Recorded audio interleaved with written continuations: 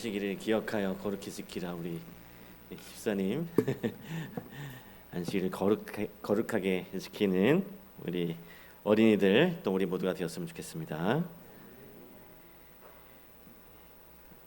아이고. 오늘 여러분과 함께 나눌 말씀의 제목은 그분의 이야기, 나의 이야기입니다. 어떻게 한 주일 동안 평안하셨습니까?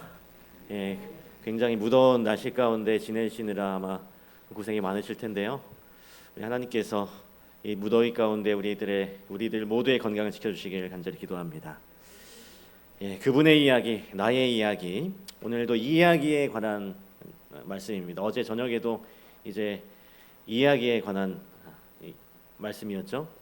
오늘도 이야기인데요.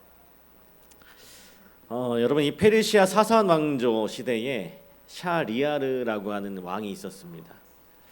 이 샤리아르, 그 이름의 뜻이 영광스러운 통치자라는 의미였어요. 이 페르시아 사산 왕조 시대에 아주 전성기를 누렸던 왕이었습니다. 이 샤리아르 왕이요. 그런데 어느 날 그의 아내 이 왕비가 자신의 몸종과 좀 부정을 저지르는 장면을 이 왕이 목격하게 됩니다. 얼마나 가슴 아픈 일이에요. 이에 격분한 이 샤리아르는 그 자리에서 그 왕비와 몸종을 처형합니다. 그리고 이웃 나라에 그의 형을 만나기 위해서 형 집을 방문하게 됐는데, 그곳에서도 형이 없는 사이에 이 형수가 그 집에 있던 흑인 노예와 또 부정한 장면을 목격하게 돼요. 이 두 사건을 통해서 이 샤리아르는 생각했습니다. 세상의 모든 여자는 믿을 만한 존재가 못 되는구나. 이런 생각은 자연스럽게 그의 마음속에 여성에 대한 어떤 증오로 이어지게 되었습니다. 그래서 이 샤리아르가 아주 무서운 일을 벌이게 되었어요. 무슨 일이냐면 매일 밤 이 처녀와 동침을 한 후에 아침이 되면 그 여인을 처형하는 끔찍한 일을 벌이게 되었습니다. 그렇게 하기를 이 3년 동안 얼마나 많은 여인들이 죽었을까요? 수많은 여인들이 이 목숨을 잃었고, 이 왕의 폭정에 이 사람들은 아주 두려움에 떨게 되었습니다. 그런데 그때 한 사람의 여인이 이 왕과의 동침을 자청하여서 나서게 되었어요. 그녀의 이름은 이 세헤라자드라고 하는 여인이었습니다. 당시 페르시아 왕국의 대제상의 딸이었어요. 근데 그렇게 되면 어떻게 됩니까? 그 다음날 죽어요. 일부러 굳이 나서지도 않아도 되는데 이 세헤라자드가 자신이 왕과 결혼하겠다고 나선 것입니다. 왕과 결혼하게 되면 그 다음날 신혼 첫날 밤을 보내고 그 다음날 죽게 되는데, 그런 결정을 한 것이었어요. 그녀의 계획이 무엇이었을까요? 어떤 계획이 있었겠죠.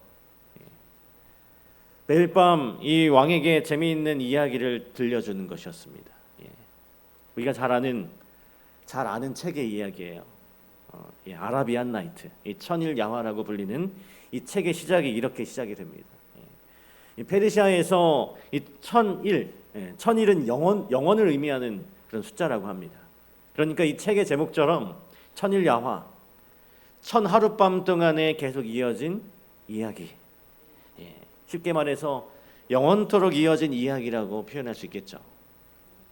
그런데 이 천일 동안 이 세헤라자드의 이야기에 푹 빠진 왕은 그녀를 죽일 수가 없었어요.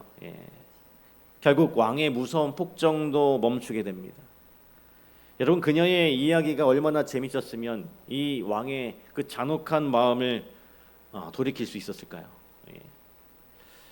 여러분, 이때 그녀가 사용한 방법이 무엇인가 하면, 여러분, 마치 우리가 드라마를 보면 한창 재밌어지려고 할 때 꼭 무슨 일이 벌어지려고 할 때 끝나요.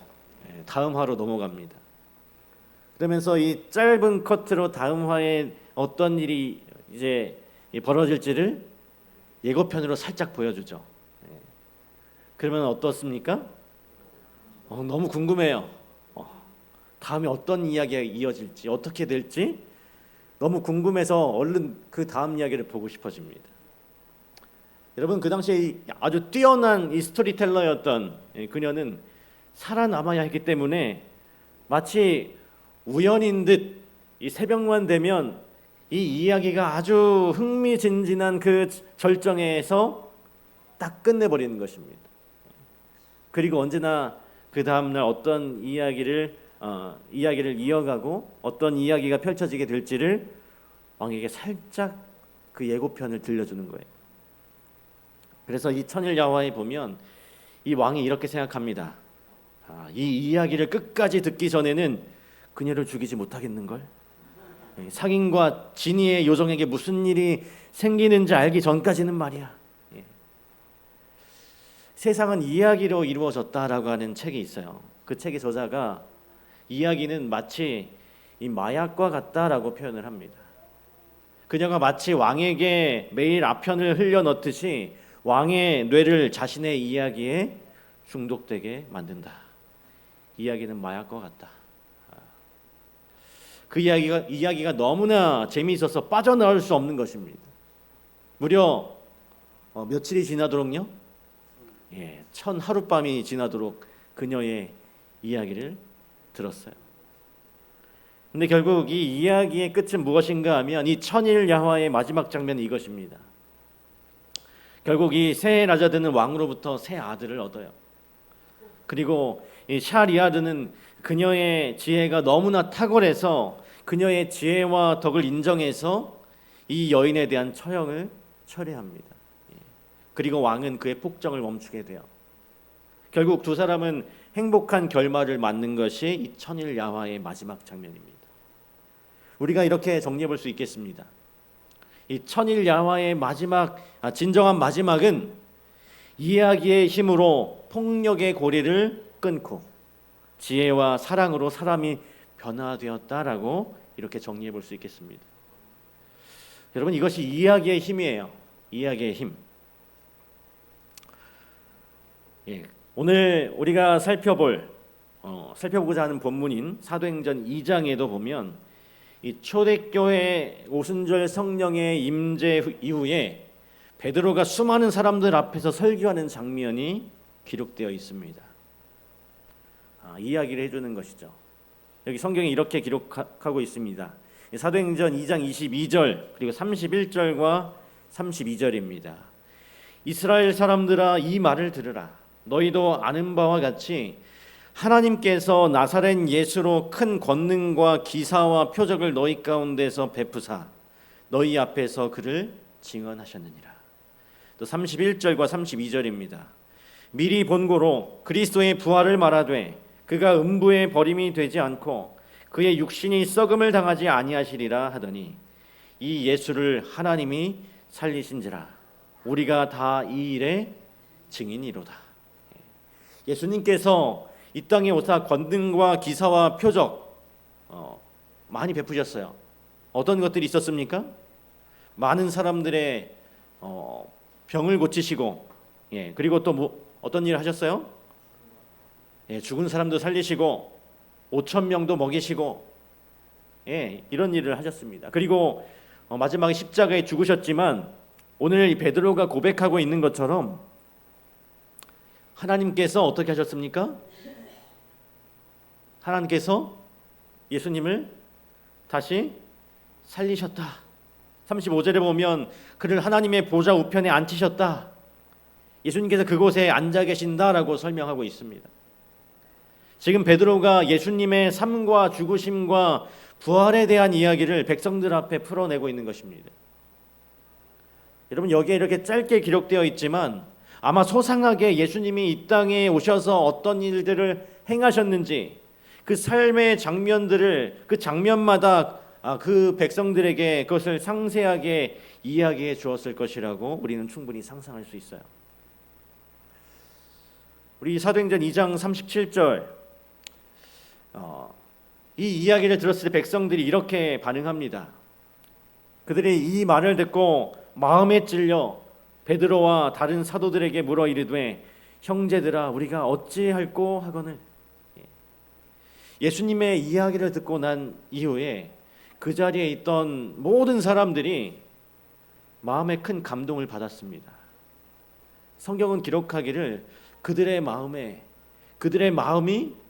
어때요? 어떻게 돼요? 어떻게 됐다고 합니까?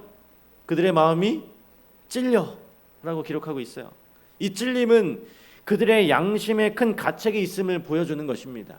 양심에 찔린다는 것, 가책이 있는 것입니다. 여러분, 이것이 어떤 의미를 주는가 하면 우리를 위하여 이 땅에 오신 예수님을 우리가 어떻게 했어요? 지금 십자가에 못 박았구나. 그들의 마음에 죄책감이 몰려온 것입니다. 그래서 그들의 입에서 정말 신음과도 같은 울부짖음이 있었는데 그것이 바로 우리가 어찌할꼬, 우리가 어떻게 했으면 좋겠냐는 것입니다. 베드로가 대답하기를 뭐라고 그들에게 답을 주었습니까? 우리 38절에 보니까 베드로가 이르되 너희가 회개하여 각각 예수 그리스도의 이름으로 침례를 받고 죄사함을 받으라. 그리하면 성령의 선물을 받으리니. 바로 회개하고 침례를 받으라라고 하는 것입니다. 여러분, 그래서 이날 몇 명이 침례를 받았어요? 그 말을 받은 사람들은 침례를 받음에 이날의 신도의 수가 3,000이나 더하더라. 여러분, 우리가 이 기록을 통해서 볼 때 이 베드로의 설교 자리에 참석했던 많은 사람들의 마음속에 아주 큰 감동이 있었음을 우리가 알 수 있는 것입니다. 여러분, 그들의 마음에 감동을 준 것이 무엇이었습니까?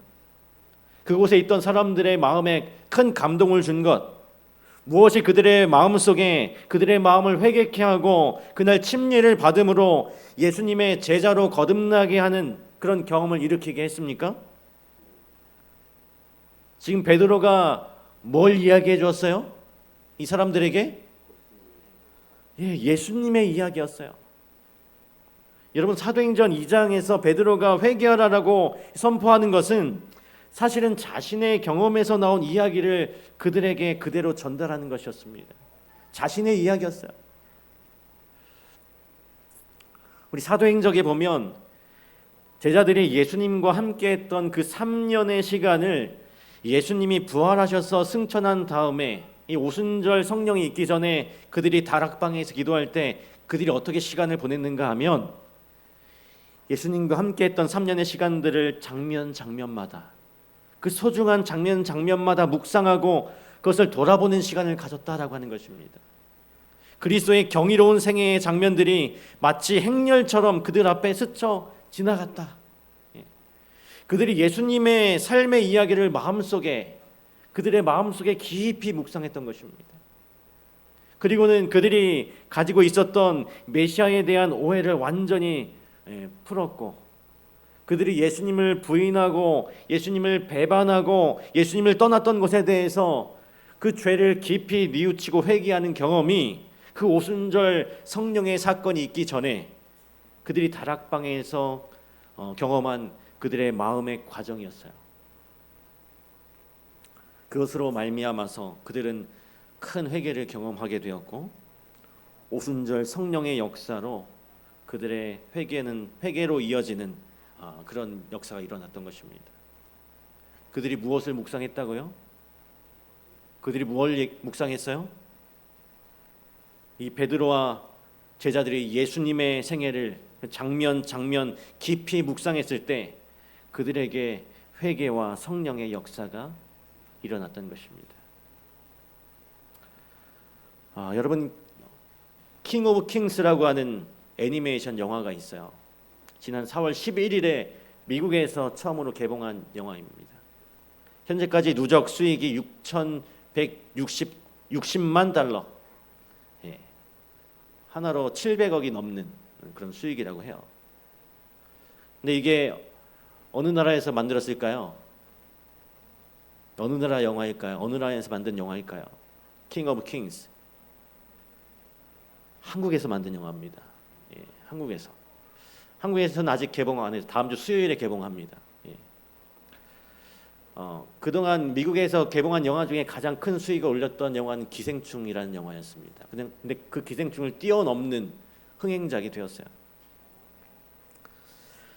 그럼 여러분 이 영화의 내용이 무엇일까요? 이 애니메이션의 내용이 뭘까요? 킹 오브 킹스, 왕 중의 왕. 무슨 이야기일까요? 바로 예수님의 이야기예요. 이 예수님의 이야기는 한국인 감독인 장성호 감독이 제작한 영화입니다. 애니메이션 영화입니다. 예수님의 이야기를 보다 많은 사람들에게 전달하고 싶은 그 열망을 가지고 무려 10년 동안 준비했어요. 10년이라고 하는 아주 긴 시간 동안 이 영화를 준비했습니다. 그는 신실한 기독교인입니다. 예수님의 이야기를 이 애니메이션 영화로 만든다고 했을 때 많은 사람들이 이 장성호 감독을 만류했다고 합니다. 예수님의 이야기? 기독교인이 아니더라도 그냥 모두가 다 아는 그 이야기? 그 뻔한 이야기?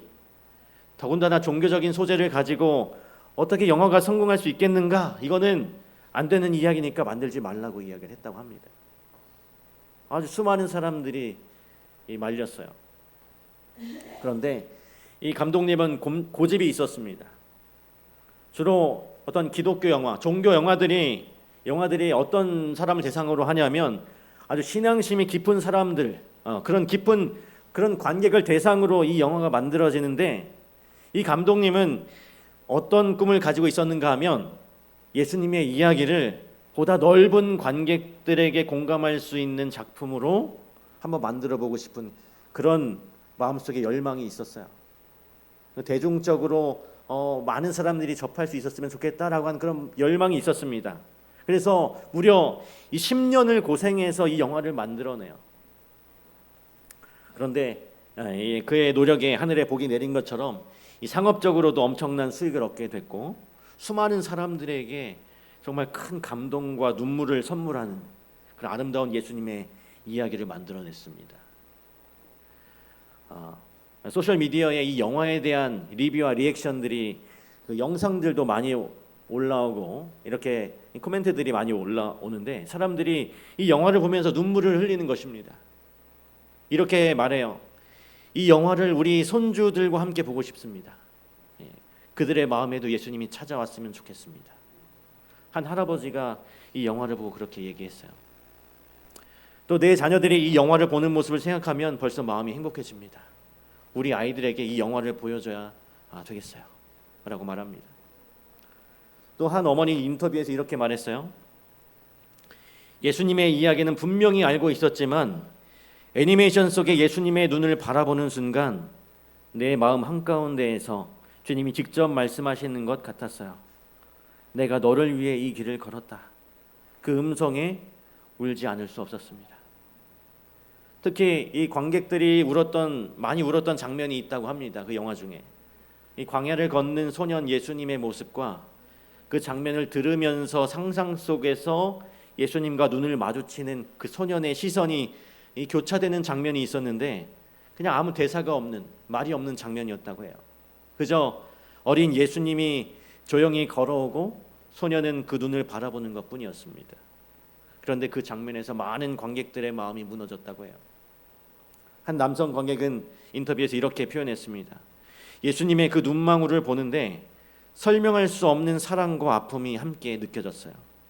그분이 왜 오셨는지, 누구를 위해 고난당하셨는지 그 모든 것이 한눈에 담겨 있었어요. 제 마음은 그 순간 완전히 무너졌습니다. 어떤 유명한 문화 비평가는 말하기를, 이 영화를 보고 예수님의 십자가 장면에서 극장 안에 있는 모든 아이들이 눈물을 흘리는 것을 보았다라고 이렇게 반응을 보였습니다. 그래서 이런 코멘트들이 올라오는 것을 보니까 제가 이 영화가 참 궁금했습니다. 근데 아직 한국에서는 개봉을 안 했어요. 그래서 인터넷에 좀 찾아봤습니다. 영화를 보지 못했지만 어떻게 예수님의 이야기를 펼쳐냈길래 이 사람들이 이렇게 감동을 받는가? 그냥 실사 영화도 아니고 그냥 애니메이션, 그 만화 영화로 만들어진 것인데 어떻게 사람들에게 감동을 주었을까? 제가 참 궁금했습니다. 그래서 좀 찾아보니까 어떤 다른 내용이 있는 것이 아니었어요. 정말로 우리가 알고 있는 이야기 말고 다른 게 없었습니다.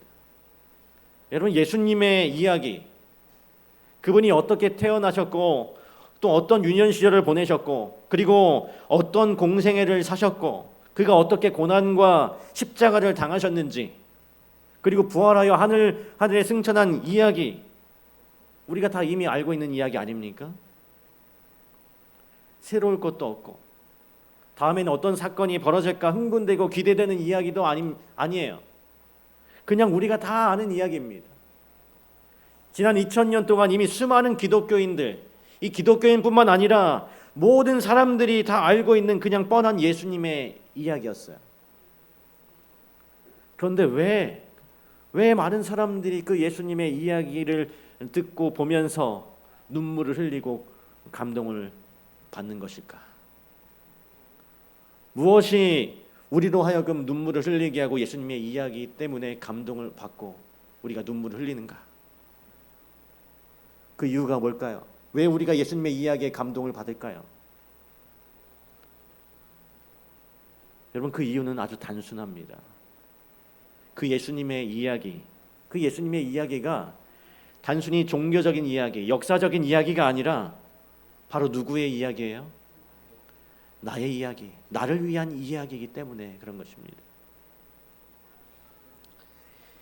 2차 세계대전 직후에 독일의 한 작은 마을에 있었던 일입니다. 연합군의 공습과 전쟁의 상처로 폐허가 된 도시에 고아가 넘쳐났어요. 한 겨울 아침에 한 병사가 전투복을 입은 채로 시내를 걷다가 빵집 유리창 너머를 한참 바라보는 어린 소년을 발견하게 됩니다. 이 소년은 얼굴을 딱딱한 그 유리창에 바짝 대고 막 구워진 따끈한 빵을 멍하니 한참 동안 바라보고 있었어요. 먹고 싶은 거죠. 배가 고픈 겁니다. 병사는 문득 이 마음이 짠해져서 가게 안으로 들어가서 빵 몇 개를 산 후에 밖에 서 있는 그 소년에게 조심스레 건넸어요. 이 소년은 놀란 듯이 두 눈을 동그랗게 뜨고는 병사를 바라보았습니다. 그러고는 잠시 머뭇거리다가 이렇게 물었어요. 아저씨, 혹시 하나님이세요? 그 질문 앞에 이 병사는 눈시울이 붉어졌습니다. 그저 따뜻한 빵 한 몇 개를 건넸을 뿐인데 이 아이는 그 사랑을 통해서 하나님을 느끼게 된 것이었습니다. 며칠 뒤 그 병사는 그 소년의 발이 맨발인 것을 알고 자신의 월급을 모아서 작은 구두 한 켤레를 사서 다시 찾아갔습니다. 그날도 역시 이 소년은 말없이 구두를 받아 들더니 병사를 향해 조용히 미소 지으며 감사합니다. 이제 이건 제 평생의 첫 구두예요 라고 말했습니다.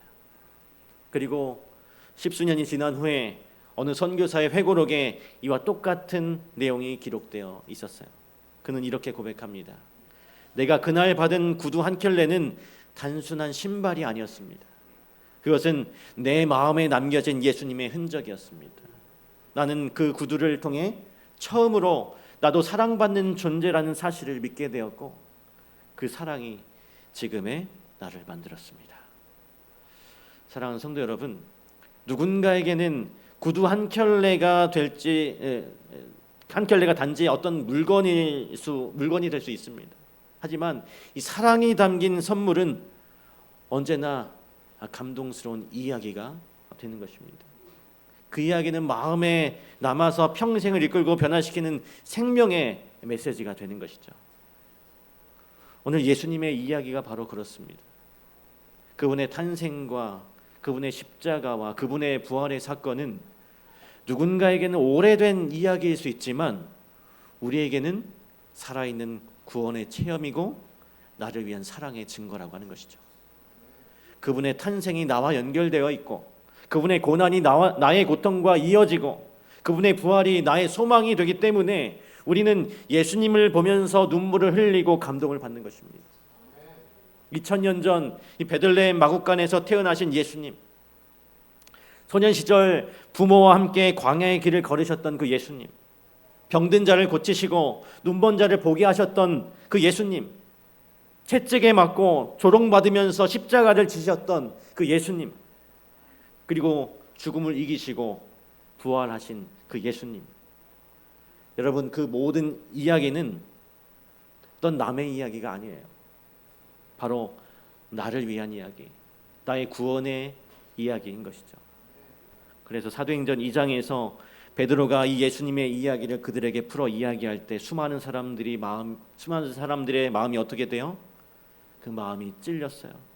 형제들아, 우리가 어찌할 거라고 외쳤던 것입니다. 그들은 깨달았던 것입니다. 얼마 전에 십자가에서 죽고 돌아가신 그 예수님이 나를 위하여 오신 것이라고 하는 것을 그들이 그 순간 깨달았던 것이었어요. 우리 사랑하는 성도 여러분, 예수님의 이야기는 단순히 오래된 고대의 기록이나 종교 교육을 위한 교리가 아닙니다. 그분의 이야기는 지금 이 순간 나를 향한 하나님의 사랑이 담긴 가장 개인적인 이야기라고 하는 사실을 기억하시기 바랍니다. 그 베들레헴 마구간에서 그 나귀의 숨결에 온기를 나누며 시작된 그 생애, 어린 시절 부모와 함께 광야의 먼지를 밟으며 걸었던 나사렛 소년의 그 걸음, 가난한 자에게 복음을 전하고 병든 자를 고치고 수없이 외롭고 낯선 곳을 떠돌던 선한 그 목자의 그 예수님의 그 삶, 그리고 마침내 조롱과 채찍과 십자가의 고통 속에서 우리를 사랑하시되 끝까지 사랑하신 그 예수님의 발자취는 그 누구의 다른 사람의 이야기가 아닌 나를 위한 이야기란 사실입니다. 그렇기 때문에 우리는 예수님의 삶을 생각할 때 감동을 받고 눈물을 흘리게 되는 것이죠. 왜냐하면 그분이 겪으신 모든 고난과 수치와 그분이 흘리신 모든 눈물과 피가 바로 나 하나를 살리기 위한 하늘 사랑의 기록이기 때문에 그렇습니다. 화이트 부인은 교회 증언 사권 374쪽에 이렇게 권면합니다. 구유로부터 갈바리까지 그리스도의 생애를 회상하면서 날마다 생각하는 시간을 보내는 것은 좋은 일이 될 것이다. 우리는 특별히 그분의 지상 생애의 마지막 부분을 하나하나 취하고 상상으로 매 장면을 분명하게 포착해야 한다. 이렇게 그분의 가르침과 고통, 인류의 구속을 위한 그분의 무한한 희생을 명상함으로써 우리는 우리의 믿음을 강하게 하고 우리의 사랑을 일깨우고 우리의 구조를 지탱했던 영예보다 더 깊이 물들 것이다. 여러분, 이 말씀은 단순히 영적인 권면이 아닙니다. 우리의 신앙을 살아 숨쉬게 만드는 실제적인 방법을 소개해주고 있어요. 우리가 날마다 매일마다 예수님의 생애를 묵상하며 그분이 걸어가신 그 골고다의 언덕을 마음으로 함께 오르며 그분의 땀방울이 떨어졌던 그 겟세마네 동산에서 함께 무릎을 꿇고 십자가 아래서 하나님의 사랑을 바라볼 수 있다면 우리의 신앙은 절대로 무뎌지지 않게 될 것입니다. 세상은 점점 바빠지고 우리의 마음은 자꾸 분주해집니다. 그럴수록 더욱 예수님의 이야기 앞에 멈춰 서야 하는 것입니다. 그분의 탄생에서부터 그분의 죽음, 그리고 부활과 승천에 이르는 그 거룩한 여정을 오늘 우리의 가슴 속에 매일 새기고 우리의 삶 속에 살아 숨쉬는 진리로 간직하게 되길 간절히 바랍니다. 그리고 우리의 삶 가운데 예수 그리스도보다 더 귀한 것이 없다는 사실을 꼭 기억하시길 바랍니다. 우리를 구원하신 그분보다 더 붙들 가치가 없다고 하는 사실을 기억하시기 바랍니다. 우리가 세상에서 만나는 수많은 이야기들은 때로는 감동을 주고 눈물을 자아내기도 하지만 그 이야기들은 결국 지나가는 이야기입니다. 하지만 예수님의 이야기는 변하지 않고 지금도 살아있고 우리의 인생을 영원으로 이끄는 구원의 이야기예요. 오늘 우리가 이 세상에서 성공하는 것보다, 사람들에게 인정받는 것보다 더 고귀하고 위대한 삶은 예수님의 삶을 따라가는 삶입니다.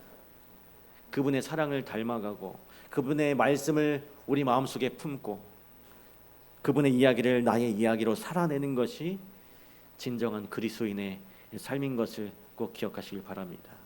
그래서 오늘도 내일도 우리가 살아가는 모든 날 속에 예수님의 이야기가 우리 마음 깊은 곳에서 항상 울려 퍼지게 되기를 간절히 바라면서 오늘 말씀을 마치도록 하겠습니다.